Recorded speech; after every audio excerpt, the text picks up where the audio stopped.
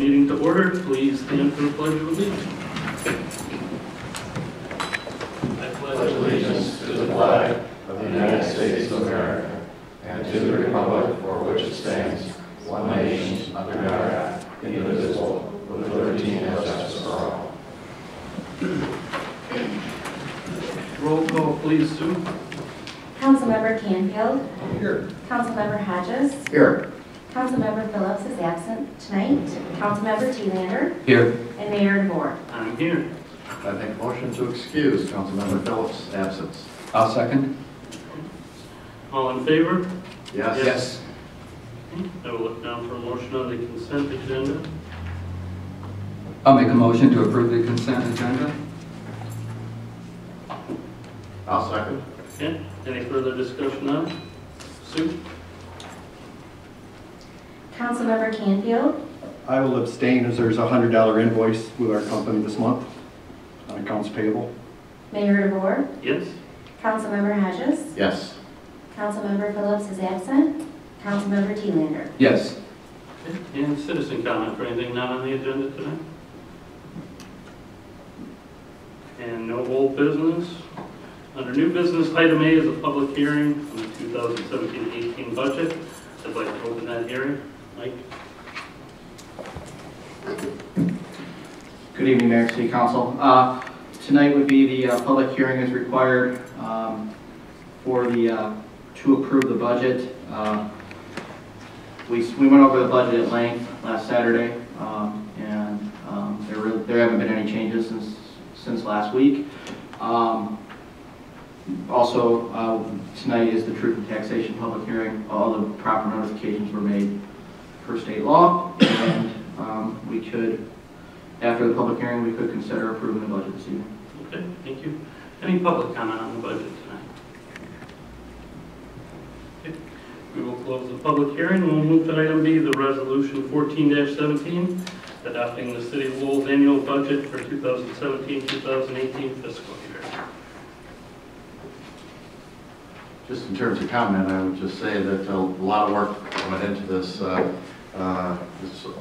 My experience in city government is sometimes the small things like garbage collection and things like that take up a great deal of conversation. And here we are with nearly a $3 million budget, and it goes through pretty quick. But with that, though, it's not that it's a light matter. A lot of work went in, Sewell, and thank you very much for all that work, including the time that you spent on a Saturday helping their council get through and learn what we're about to do. And Mike, excellent work. I've seen a lot of budgets come and go over the years, and a lot of presentations, and thank you for giving us so much information. I think we all benefited from that. Absolutely. Yes. Any other comments at all? Then I would motion to adopt the resolution for the City of Lowell's annual budget for fiscal year 2017-2018, approving millage levies, the schedule and rates of fees, and other matters related to that budget. I'll support. Any more discussion? Sue? Mr. Mayor, just real quick, just so you're aware too, there was a nominal increase to the water and sewer rates for the, basically to cover the cost for the bond. It was, what was the amount again? I'm sorry, I can't find it. I'm sorry, no, it was a... It's right here, I have it. it. The current readiness for the wastewater is $22.60. It's going to $23.27, and the consumption from $3.74 to $3.85. And the water readiness is $22.91 going to $23.59, and consumption $2.25 to $2.31.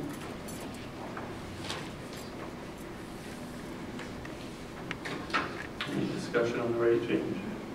No? Sue? Mayor DeVore. Yes. Councilmember Hodges. Yes. Councilmember Phillips is absent. Councilmember Thielander. Yes. And Councilmember Canfield. Yes. Okay.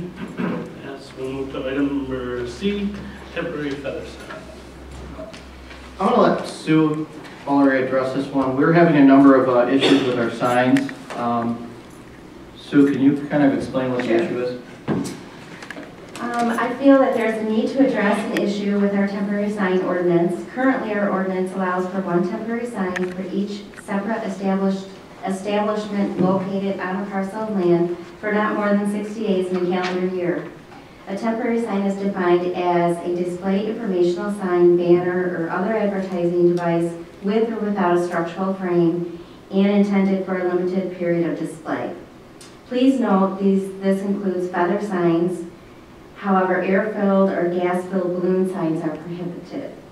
Many businesses are using these signs for advertising without coming into the city for a permit. Some are displaying several on one parcel.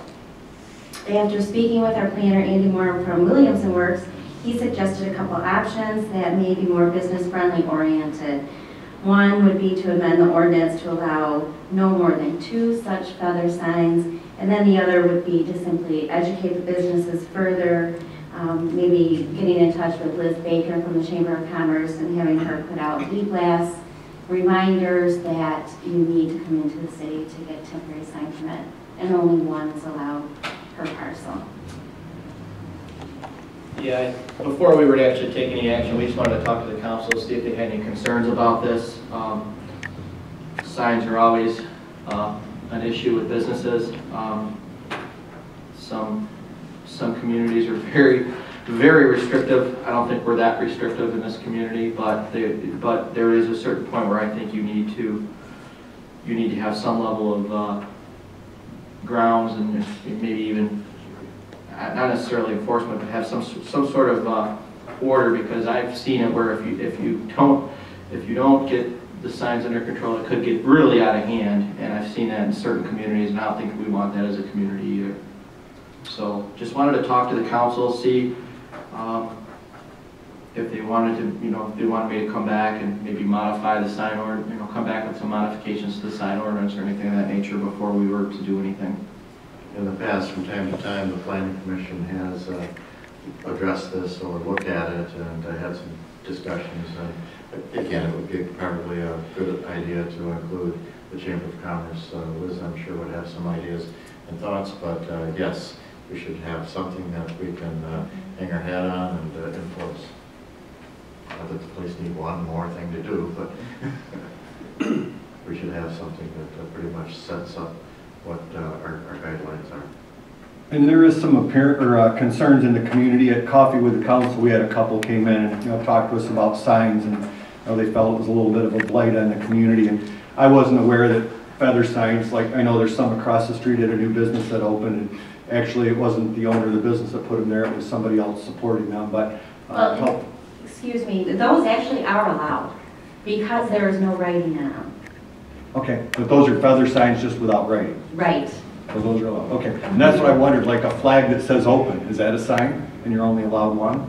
No, that is not considered a temporary sign. I mean, you're taking it in and out, you're allowed to have that. No, thanks for educating us on that. Would an approved sign have some kind of a tag or number or something on it so the No. police could know? Or We don't have any kind of tag that they come in and they get their permit, and then if there's any question, they usually come to my office, and then I'll look and see if we issued them a temporary sign permit. It's been a problem for us before, hasn't it? The fence down on Fairgrounds. People putting their temporary signs up there for the fair, and then nobody comes back and takes them. The fair has done that, and they allow certain, again, about a 60-day period to allow that to happen. In the past 10, 15 years ago, car dealerships went crazy, and with all kinds of things. And so, again, some ordinances were tightened up dealing with that. But again, usually what was done was, again, 60 days, so date of declaration was made with the clerk in their application for that 60-day sign. So. 60 days in one calendar year. Yeah, one calendar year. Per sign or per business? You know what I mean? Per business. Per business, business, yes. And currently that's enforced on a complaint basis, correct? It is.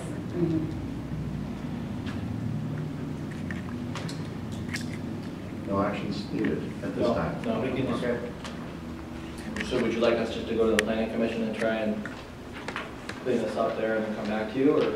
I would like, yeah. I think that's I would their like to see what they jurisdiction. have to say. Okay. Okay, we can do that. Yeah, thanks for bringing that to our attention. Anything else on the feather signs? Any discussion on the monthly reports?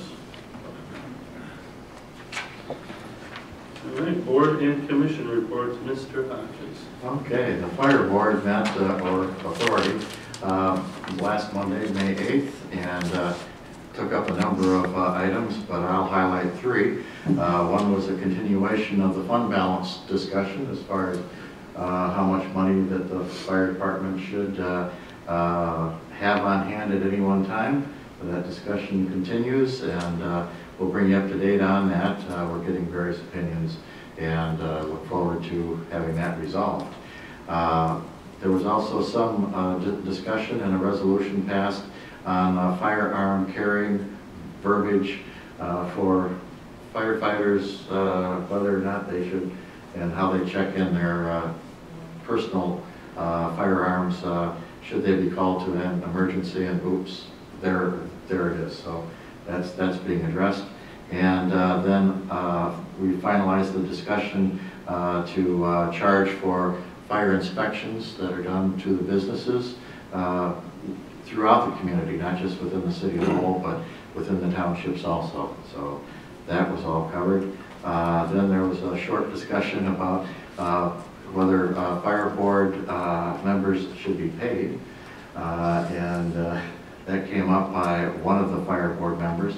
And it was determined that in the authority agreement, fire board members were not to be paid from fire authority funds, which is all right, with my opinion.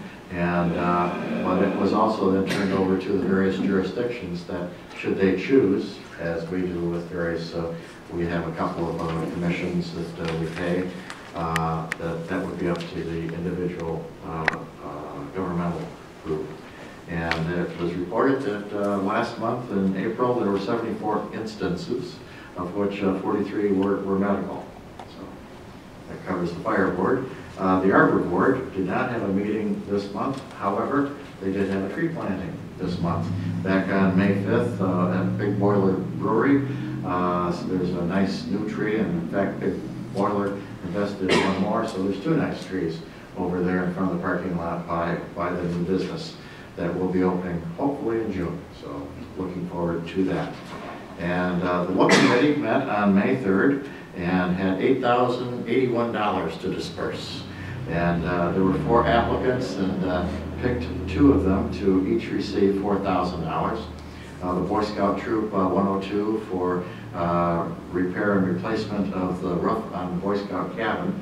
And then the Grand Rapids Amateur Astronomical Association, $4,000 towards a garage for their golf cart for mobility issues for those of us that may have some handicaps, to be able to visit and take in what the observatory has to offer. So $8,000 was given away to those 2 groups of $4,000 each, leaving us with $81 to carry on until the fall, and at which time we'll be having additional money. So again, there'll be more money available in the fall from the Look Committee. So stay tuned for that one.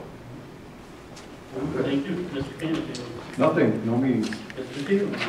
Okay, the Planning Commission met last Monday, and we went over the Chapter 4 and 17 amendments to those chapters.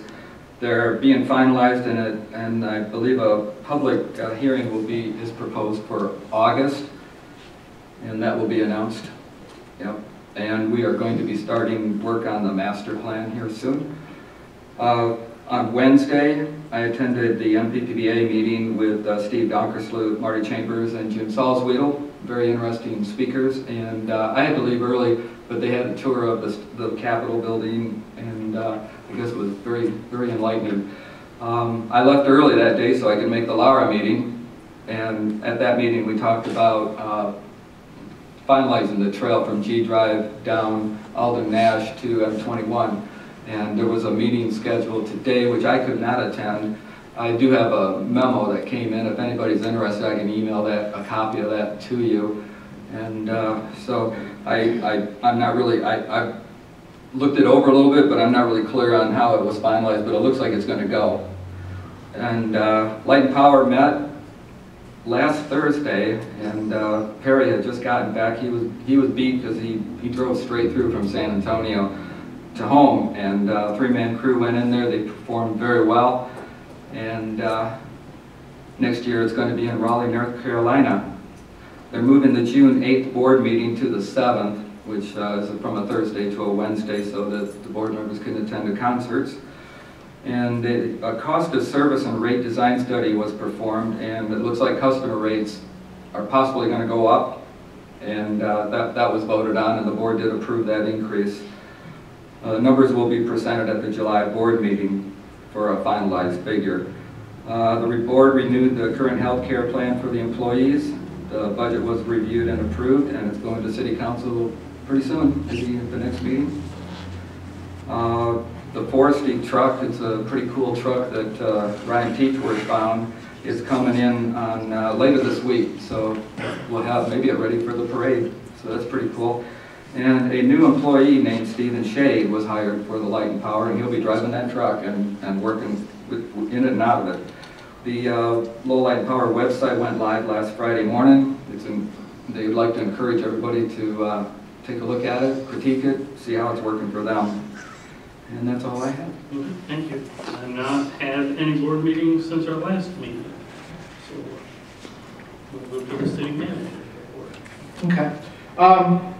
Kind of to piggyback on Councilman Thielander's discussions regarding Lara. I did meet today, myself, Rich LeBombard, Mark Anderson from Lara, and Dave Austin, Dick Went had a conference call trying to resolve a number of our issues, and I think there was a lot of positive momentum from the meeting today.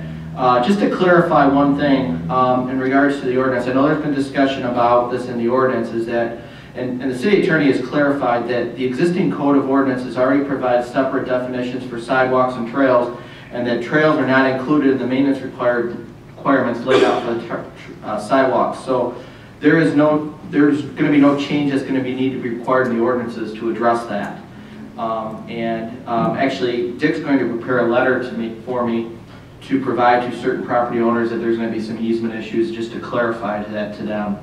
We were also able to we're working on making sure that if there's necessary easements, Lara's going to go and seek those easements, and they're going to just work with us and make sure that the proper right-of-way permits are going to be addressed. We're going to be probably having a joint meeting with Lara here relatively soon. What we're kind of proposing is that we would transfer the trails would all be under the operation of Lara, and we also addressed maintenance concerns, and that's something that we talked about, and we're going to probably have we're planning a little bit more discussion on that administratively before we discuss that tonight.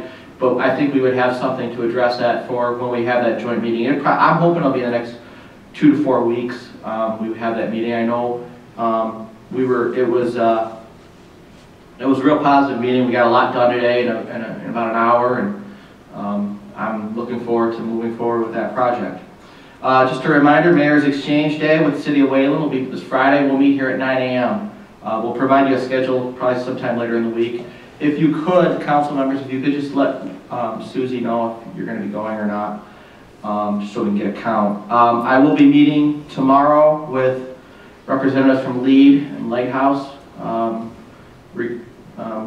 Hopefully to come to some sort of resolution with that matter. I know we are moving closer and closer to that, but we're not there yet. So, but hopefully we can get some things sorted out tomorrow. Chief Bucola is still under paid administrative leave. My knowledge, that investigation is being finished up. It will be forwarded to the Michigan State Police. Will be forwarding it to the prosecutor's office, who in turn, because there's a conflict of interest, they will turn it over to the Michigan Attorney General's office, who will in turn probably assign it to another county, and then we'll go from there. Once we know where that stands, we can move forward. At our last council meeting, we had some discussion about where we're at with some of the infrastructure improvements. And I know I stated at the time, we're probably about a year and a half away before we actually know really what the cost of everything is.